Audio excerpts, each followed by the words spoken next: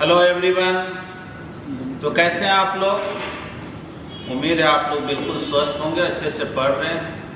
हम लोग पिछले क्लास में इक्विवेलेंट रेजिस्टेंस निकालना सीखे और लास्ट में हम लोग ऐसे प्रॉब्लम को बना रहे थे जो कॉम्प्लेक्स सर्किट का था, मतलब डायरेक्ट सीरीज पैरेलल से बनने वाला नहीं था। अब उसी में आगे देखते हैं कि जो सिमेट्रिकल प्रॉब्लम होता है, जो करंट डिस्ट्रीब्यूशन से ही बनता है, लेकिन सिमेट्री यूज करने के बाद वो क्वेश्चन आसान हो जाता है। तो आइए हम लोग इस क्वेश्चन को देखते हैं। क्वेश्चन में पूछा जा रहा है कि ए और बी के बीच इक्विवेलेंट रेजिस्टेंस क्या होगा, और दिया हुआ है कि आर जो है रेजिस्टेंस ऑफ ईच रेजिस्टर, ठीक ना, प्रत्येक रेजिस्टर का रेजिस्टेंस आर दिया हुआ। तो कैसे बनाए इस प्रॉब्लम? देखिए, तो इसमें कोई ऐसा दो रेजिस्टर दिख रहा है जो लगे कि सीरीज में, तो बिल्कुल नहीं। कोई कहेगा ये तो तीनों हमको सीरीज में दिखाई पड़ रहा है, तो बिल्कुल नहीं। देखो बीच में ब्रांच निकला, हाँ ये ब्रांच नहीं होता तो ये तीनों सीरीज में हो जाता। यानी कि कोई दो ऐसा रजिस्टर आपको डायरेक्ट नहीं दिखाई पड़ेगा जो सीरीज में हो या पैरेलल में, तो ये कॉम्प्लेक्स सर्किट हो। लेकिन इसमें एक सिमेट्री है। सिमेट्री क्या है? जैसे ये वाला जो लाइन है, ए और बी को मिलाने वाला जो लाइन है, यहां पर अगर आप मिरर एक रख दें, आईना एक रख दें, तो जैसा ये नीचे का पोर्शन है ठीक उसका मिरर इमेज है ना, यानी इसी का मिरर इमेज है, यानी इस रेजिस्टेंस का इमेज है, इसका ये है ना, इसका ये है, इसका ये। तो जो करंट इसमें होगा वही करंट इसमें होगा, जो करंट इसमें होगा वही इसमें, जो करंट इसमें वही करंट इसमें, ठीक ना। जो मिरर इमेज वाला रहेगा उस सब में करंट सेम होता है। या आप ये बोल सकते हैं जैसा पाथ ये है वैसा ही पाथ ये है। तो अगर हम लोग क्वेश्चन इस तरह से बनाए, मान लो यहां से आई करंट डिलीवर हुआ, जाहिर है वही आई यहां से निकलना है, रूल तो यही। तो जो पाथ ये है वही पाथ ये है, तो अगर इस पाथ में I1 करंट है तो जाहिर है इसमें भी I1 करंट है ना, दोनों एक जैसा है। ये I और B पॉइंट पर भी जो ये दोनों तीनों ब्रांच जो पहुंच रहा है यहाँ पे, यानी उल्टा सोचिए, अगर B से A तक आप जाते तो ठीक वैसा ही ना, दो ब्रांच है और बीच से एक लाइन निकला हुआ है जैसे यहाँ पर। यानी कि आप ऐसे भी बोल सकते हैं कि यहाँ पे अगर एक आईना रख दें, यहाँ पर एक मिरर रख दें, तो उसी का इमेज इधर बन जाएगा। यानी कि इसमें I1 है तो गारंटी है ये भी I1 है, ये भी I1 है और ये I2, क्योंकि जैसा इंटर करने वाला पाथ है ठीक वैसा ही निकलने वाला, हर तरह से सिमेट्रिकल। चलिए यहां तक का तो काम हम लोग कर दिए। अब थोड़ा सोचिए, यहां I1 भी है, मान लीजिए इधर चला गया I3, तो इधर क्या जाएगा I1 माइनस। तो जाहिर है यहां भी बोलेंगे यहां I1, तो इधर बोलना पड़ेगा I3, क्योंकि इसी का मिरर इमेज है, जो करंट इसमें होगा वही इसमें होगा, तो I1 माइनस I3। अब थोड़ा सोचिए, I1 माइनस I3 इधर से आया और इधर गया है I1, तो जाहिर है इधर से जब तक I3 नहीं आएगा तो I1 माइनस I3 में I3 ऐड करेंगे तब ना I1 हो। तो वैसे ही I1 माइनस I3 में I3 ऐड करेंगे तब ना I1 हो। बोलिए, तो इक्विवेलेंट रेजिस्टेंस निकालना है। Equivalent resistance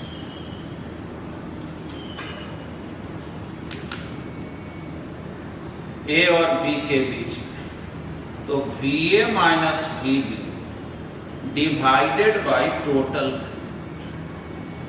VA minus VB divided by total. तो A से B तक चलते हैं, चलिए इस रास्ते से चलते हैं, तो I2 इंटू प्लस I2 इंटू R divided by total current, तो I1 plus I2 plus I1 यानी 2I1 प्लस I। देख लें I जो है वही ना तीन पार्ट में बटा है, I1 I1 I2, तो 2I1 प्लस I2। तो R0 कितना हो, 2I2 divided by 2I1 plus I2 इंटू R। अब I1 और I2 का अगर वैल्यू निकल जाए तो प्रॉब्लम बन जाए। तो कैसे वैल्यू हम लोग निकाले I1 और I2, तो देखेंगे ध्यान से। इसका नाम C रख देते हैं, इसका नाम D, इसका एक बार इस लूप में आप चक्कर लगाओ। फ्रॉम लूप CDEC, तो C से D तक जाएंगे तो I1 minus I3 into R। D से E तक आएंगे माइनस I3R, और E से C तक जाएंगे minus I3R is equal to 0। R common होकर गायब हो गया, I1 minus 3I3 is equal to 0, यानी I1 कितना हो गया 3R। चलिए I1 तो निकल गया। अब हम लोग एक बार इस लूप में मूव करें। फ्रॉम लूप ACEA, A से C जाएंगे I1 इंटू R, C से E जाएंगे I3 इंटू R, E से A जाएंगे माइनस I2 इंटू R is equal to 0। R common होकर गायब हो गया, I1 के जगह लिखेंगे 3I3 plus I3 minus I2 0, I2 हो गया 4I। चलिए I1 और I2 तो निकल गया। अब इसका वैल्यू इक्वेशन A में रखें। फ्रॉम इक्वेशन A, तो R0 इक्वल टू 2I2, तो I2 हो गया 4I3 into R, 2I1, I1 हो गया 3I3 प्लस I2, I2 हो गया कितने के इक्वल 4I3। बताइए R0 कितना हो गया 8R डिवाइडेड बाई 10, यानी R0 हो गया 4R डिवाइडेड बाई 4। तो चलिए ये एक मेथड से तो हम लोग बना लिए करंट डिस्ट्रीब्यूशन से।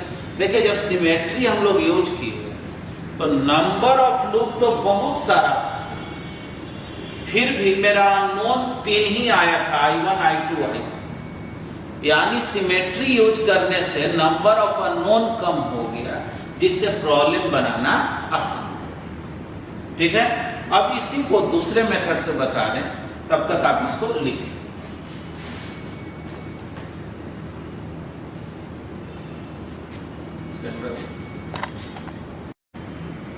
फिर आइए हम लोग ऑल्टरनेट मेथड देखते हैं, एक और मेथड सीखते हैं।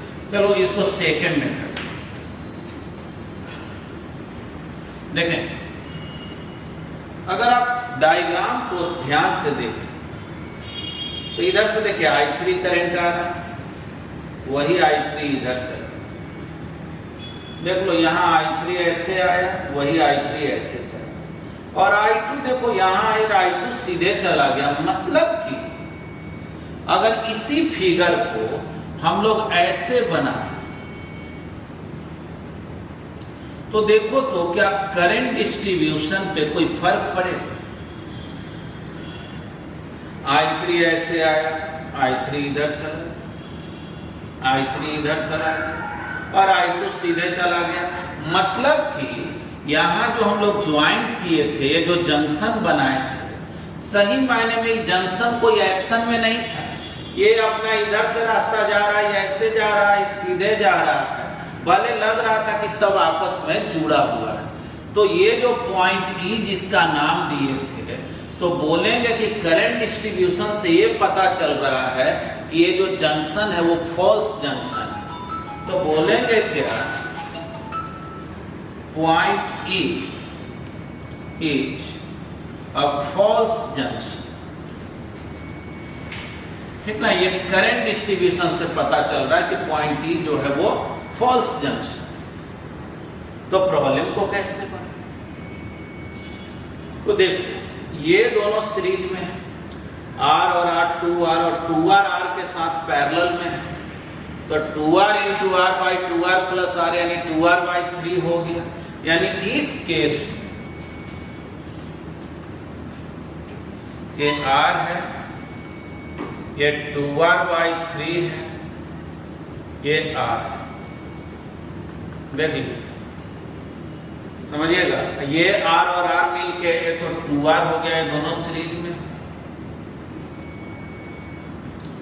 वैसे ही ठीक नीचे में है जैसा ऊपर में, तो बोलेंगे क्या, 2R by 3 R।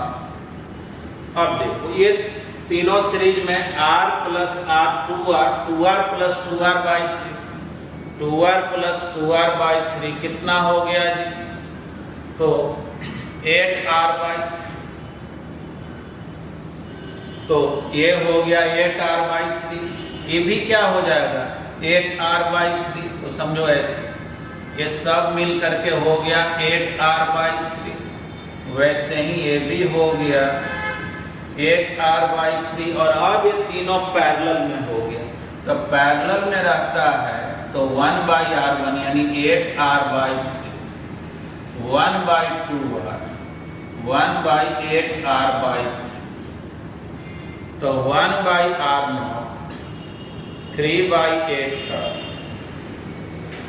plus 1 by 2R, 3 by 8।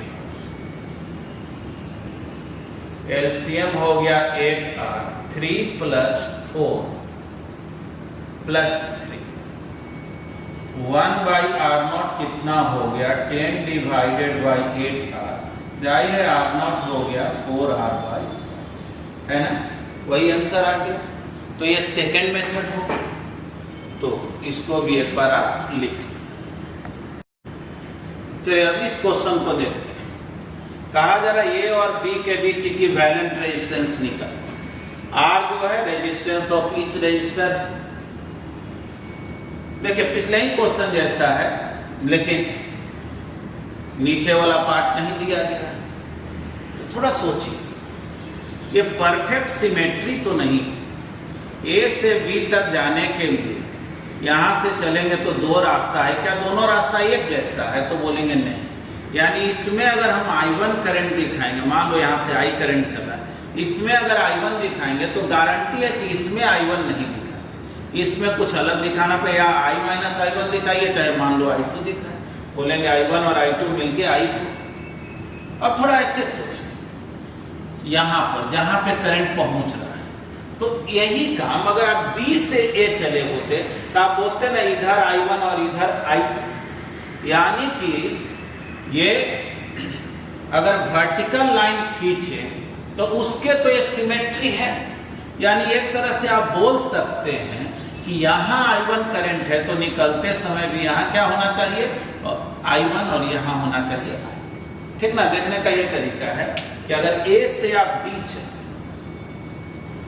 तो एक रास्ता ये मिला, एक रास्ता ये मिला। B से A चलते तो जैसा रास्ता ये था वैसा ही नहीं है, यानी इसमें जो करंट होगा वैसा ही करंट इसमें, जो इसमें करंट होगा वही करंट। और बस इतना ही से क्वेश्चन बन गया। अगर इतना ही काम आप सीख गए तो प्रॉब्लम बन गया। कैसे, देखो यहां से I2 करंट चला और I2 इधर चला गया, मतलब I2 सीधे ना चला गया जी, इसमें भी I2 है।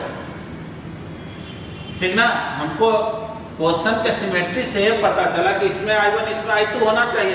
अगर यहाँ I1 I2 इंटर किया है तब तो ये भी पता चल गया कि ये तो I2 डायरेक्ट चला गया।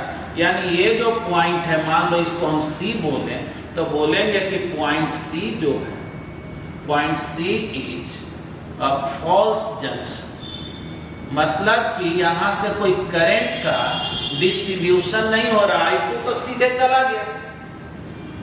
यानी कि अगर जंक्शन अगर ये होता तो कुछ इधर उधर बंटता ना, I2 यहाँ आया तो ऐसा नहीं हुआ, I2 सीधे चला गया। तो देखो इस फिगर को अब हम लोग ऐसे बना सकते।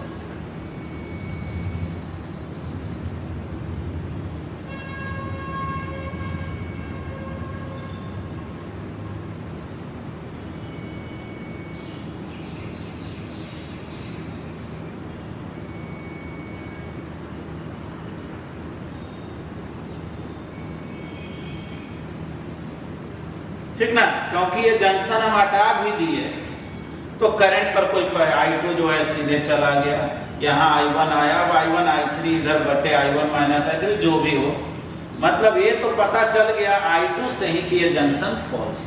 अब प्रॉब्लम ये आसान हो गया, देख लो यार है यार है यार है, तो ये तो दोनों सीरीज में हो गया 2R, और 2R मिलके R के पैरेलल में तो 2R into R, 2R plus R यानी 2R/3 हो, और ये R सब तो R ही है, तो देख लो ये हो गया 2R/3, R प्लस R, ये तीनों सीरीज में ना हो जाएगा R, 2R/3R, तो बोलेंगे ना R 2R/3 plus R 8R/3 आए, तो ये तीनों मिलके 8R/3 सब मिल करके 8R/3 और नीचे है 2R, यानी इस फिगर को अब ऐसे बना दो, ऊपर में हो गया 8R/3 और इधर हो गया 2R।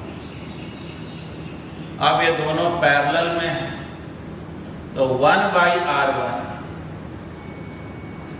1/R2 3/8R 1/2। अब एलसीएम ले,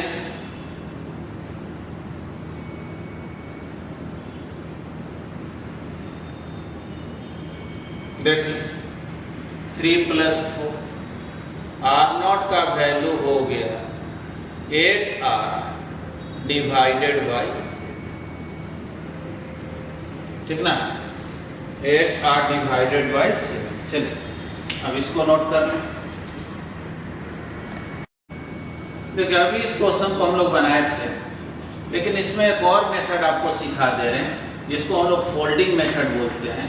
जैसे क्वेश्चन सिमेट्रिकल है, ये जो लाइन AB है, अगर हम लोग क्या करें इस पूरे को फोल्ड करके इधर कर, ठीक ना, जैसे डायग्राम है ना, यहाँ से इसको मोड़ करके इस पर ओवरलैप कर, तो सोचो जब इसको फोल्ड करेंगे तो ये रेजिस्टेंस इस पर ओवरलैप हो जाएगा, ये इस पे ओवरलैप हो जाएगा, ये इस पे ओवरलैप, ये वाला इस पर चला जाएगा, ये वाला इस पर।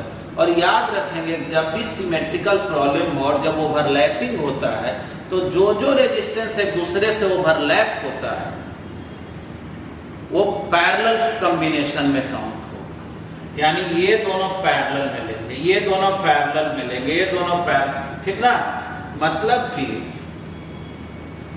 बोलेंगे when we fold the combination about the line AB, then overlap resistances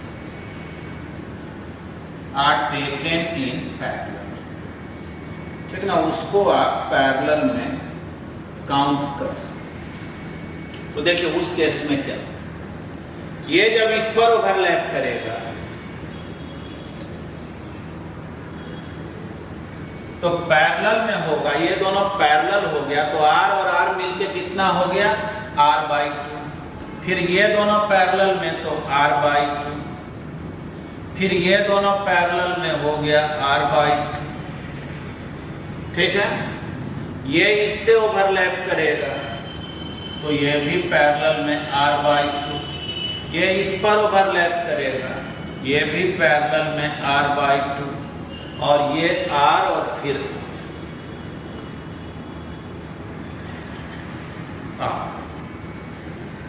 देखिए अब ये नया फिगर ऐसा बन गया, यानी ऊपर वाला जो हाफ पार्ट था वो सब रेजिस्टेंस जो R था वो R/2 में बदल गया। अब देखिए यहां से अगर I करंट इंटर,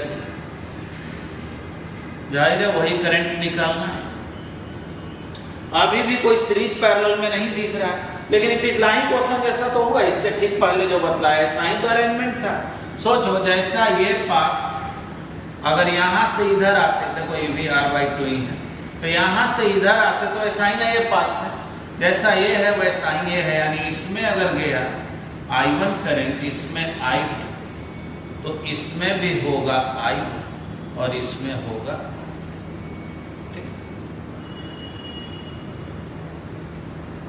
अब जो है ये जो जंक्शन है वो फॉल्स जंक्शन, कारण कि आप जान रहे हैं I2 सीधे चला गया जो पिछला क्वेश्चन में बतलाए थे, तो ये फॉल्स जंक्शन है, इसको मिटा दीजिए और इसको मिटाएंगे और प्रॉब्लम बन जाएगा आसानी से। ये R अब जो है R/2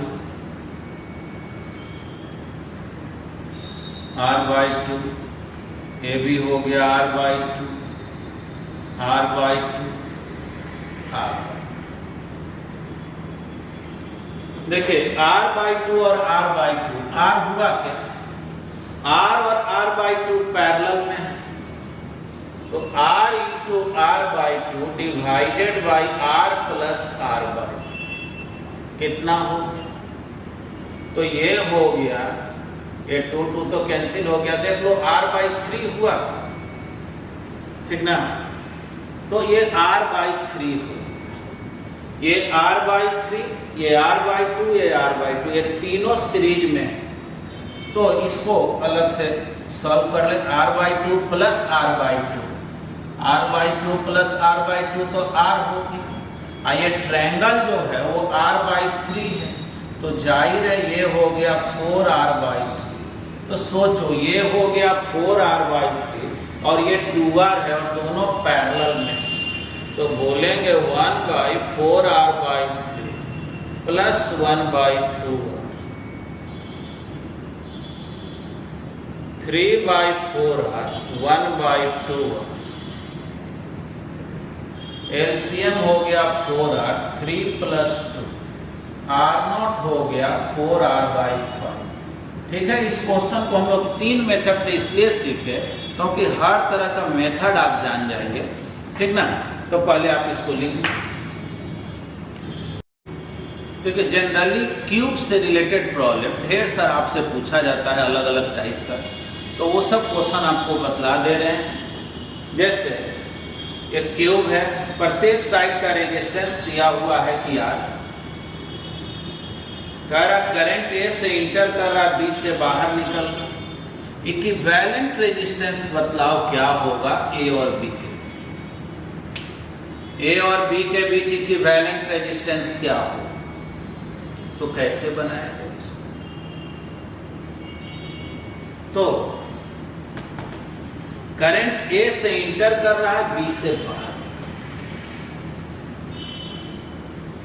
सोचो A से B अगर जाना तो चाहे इस पाथ से जाओ, इस पाथ से जाओ, इस पाथ से जाओ, कोई से भी जाओगे तो 3 रेजिस्टर ही मिलेगा। सोच लो जैसे भी जाना, ये बिल्कुल परफेक्ट सिमेट्रिकल है, यानी कि आप ये बोल सकते हैं कि ये हो जाएगा I/3 I/3 I/3, मतलब कि करंट इक्वली 3 पार्ट में डिवाइड हो जाएगा क्योंकि तीनों पाथ एक जैसा है, यहां से यहां कोई रास्ता से चलो एक जैसा है, और उसी तरह से बात करें तो यहां पहुंचने वाला भी जो है वो तीनों एक जैसा I/3 I/3 I, कारण कि D से ये आओ चाहे A से B जाओ, एक ही जैसा पाथ, इसलिए यहां इंटर करने वाला भी तीनों करंट इक्वल है।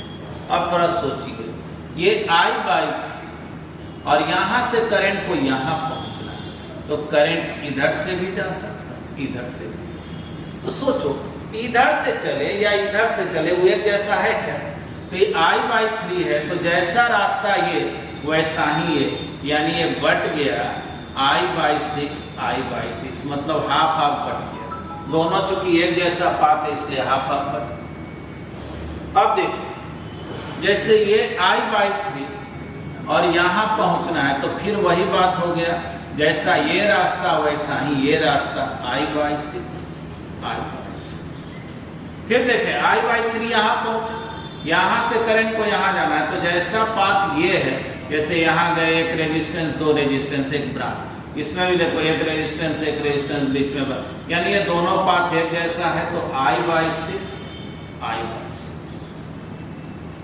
देखिए खुद ही स्पष्ट है कि अगर ये I बाई 3 है तो I बाई 6 और I बाई 6 मिलकर I बाई 3 हो जाएगा कि नहीं? ठीक ना, I बाई 6 और I बाई 6 मिलकर I बाई 3 हो जाएगा। देखिए वैलेंट रेजिस्टेंस कैसे निकालें? तो आप जानते हैं VA minus VB divided by total current. VA minus VB divided by total current. तो सोचो तो VA माइनस VB तो A से B तक चलेंगे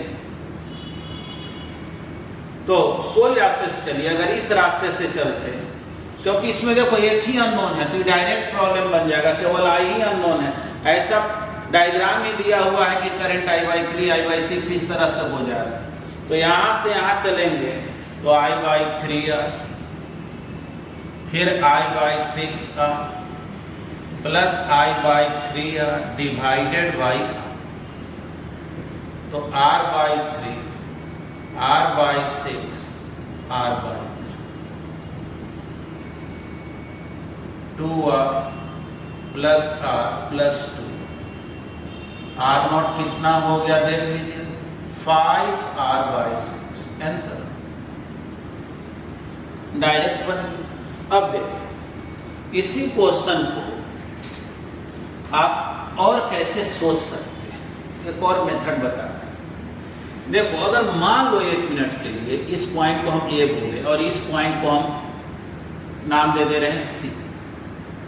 अगर कोई पूछे कि VA माइनस VC क्या है, ठीक ना, VA माइनस VC क्या होगा तो A से C तक आएंगे तो I बाई 3 इंटू R लिखेंगे ना, यानी ये VC कितना हो गया जी, तब VC का वैल्यू निकालेंगे तो VA minus I by 3R।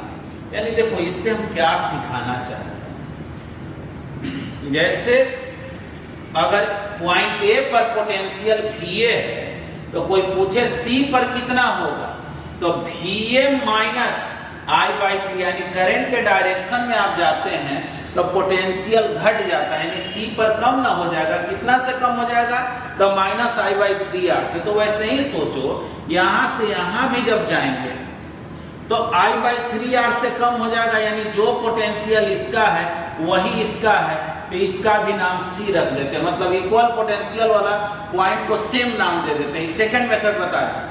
अब चलो यहाँ VA है और यहाँ जाएंगे तो I बाई 3 इंटू R से घट जाएगा तो इस पॉइंट का भी नाम क्या दे दिए C, यानी ये तीनों पॉइंट इक्वल पोटेंशियल का है। अब सोचो यहाँ पोटेंशियल VC है तो यहाँ क्या होगा तो VC minus I by 6R, I by 6R से घटेगा तो मान लो इसको D बोलो।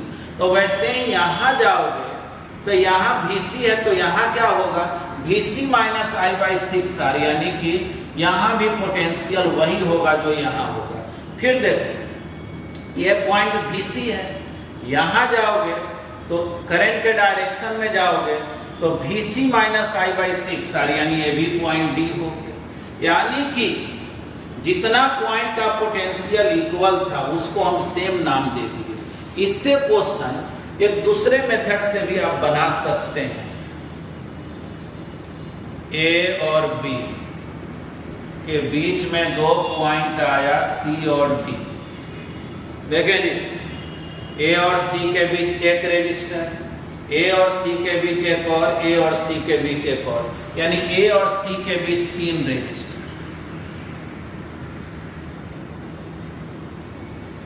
A और C के बीच 3 रेजिस्टर। अब चलिए C और D के बीच 1 2 3 4, देख ले ध्यान से, C और D 5, C और D 6, तो देख ले 6 रेजिस्टर।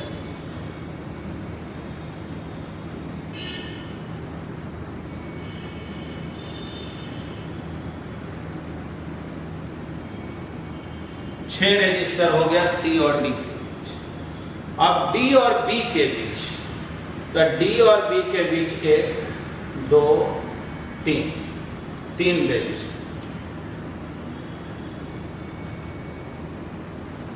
बस देख लीजिए तो ये आसान हो गया कि नहीं, ये तीनों मिलकर के हो गया R बाई 3। ये हो गया r/6, ये हो गया r/3, तो इक्विवेलेंट क्या हो गया r/3 plus r/6 plus r/3, तो r0 कितना है, एलसीएम हो गया 6 2r plus r plus 2r, देख लो तो 5r/, हाँ ठीक है 5r/6 नोट।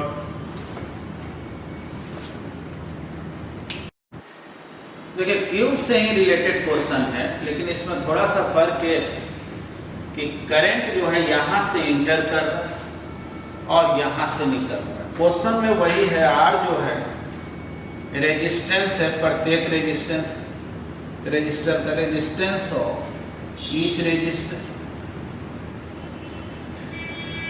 है ना। थोड़ा सोचो क्वेश्चन कैसे बनेगा। पॉइंट ए यहाँ B1, माइंड में सोचो तो, समझो एक बिल्डिंग, उसके छत पर तुमको इस कॉर्नर से उस कॉर्नर पे जाना, तो सोचो अगर इस रास्ते से कोई चले और कोई इस रास्ते से चले, दोनों एक जैसा है कि नहीं।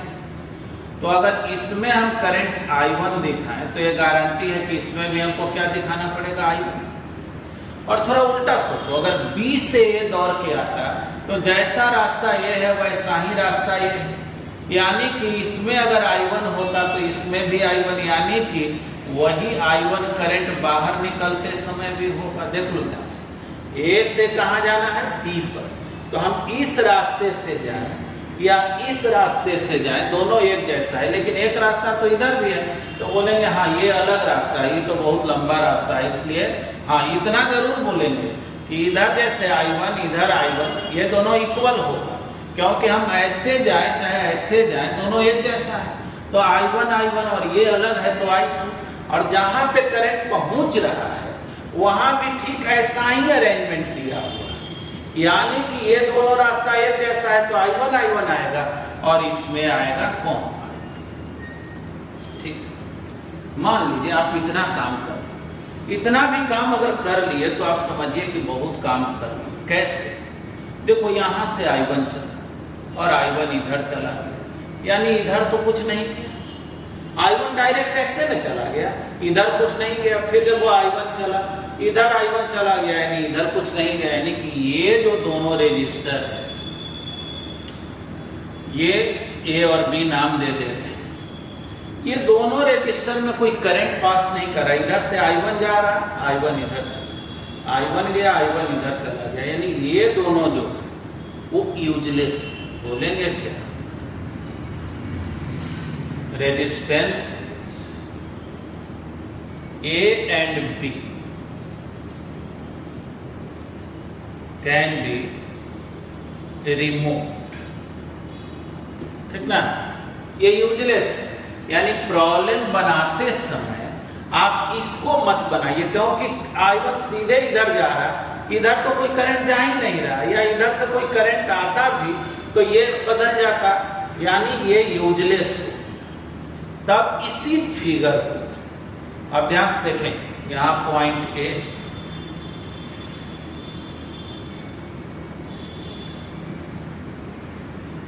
सेम उसी फिगर को बना रहे हैं, लेकिन ए और बी को छोड़,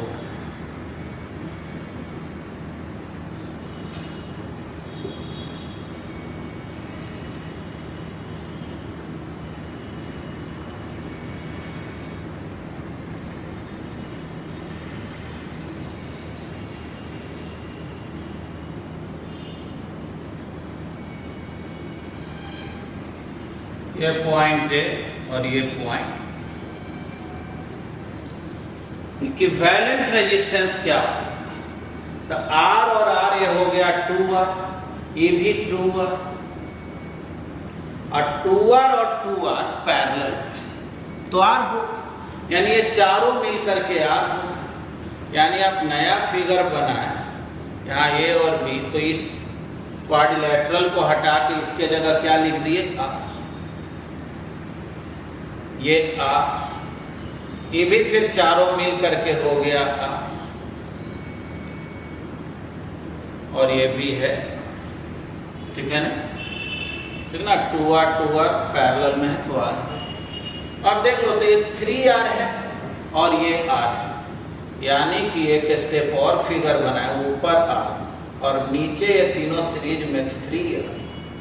इक्विवेलेंट रेजिस्टेंस क्या होगा ए और बी के बीच, तो बोलेंगे R × 3R, R + 3R, यानी 3R/4, यही आंसर। ठीक है, तो देखिए इस क्वेश्चन को भी आप नोट कर लें, और ये क्वेश्चन आपको दे रहे हैं जो क्यूब से ही रिलेटेड है, और उसको जो है आप घर से मतलब खुद से ट्राई करेंगे। ठीक ना, देखिए ये क्वेश्चन आप लोगों को दे रहे हैं कि खुद से ट्राई करेंगे, है क्यूब ही, लेकिन करंट ए से इंटर कर रहा, बी से निकल रहा, आर जो है रेजिस्टेंस ऑफ ईच रेजिस्टर, और क्वेश्चन यही है फाइंड इक्विवेलेंट रेजिस्टेंस